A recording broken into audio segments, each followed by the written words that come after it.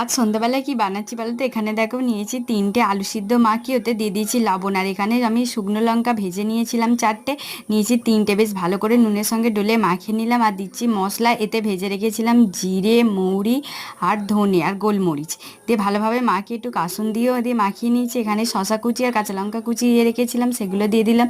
ঝুরি ভাজা দিয়ে সাজিয়ে দিয়েছি। একটা জায়গায় দেখো জল দিয়ে ওতে লেবু দিয়েছি, দিয়েছি সেই মশলাটা, একটা শুকনো লঙ্কা আর কিছুটা তেঁতুল। তারপর মানু দেখো এখানে এক ডিবে ফুচকা নিয়ে চলে এসেছে। এই ফুচকাগুলো আমার বাবা বানিয়েছে, তাই দিয়ে গেছে। দেখো মানু খাচ্ছে যে বেশ মরমরে আছে। আমি এতে দেখো একটা ফুচকা আঙুল দিয়ে ফাটিয়ে বেশ পরিমাণে একটু বেশি করে আলু নিয়ে টক জলে ডুবিয়ে দেখো খাচ্ছি।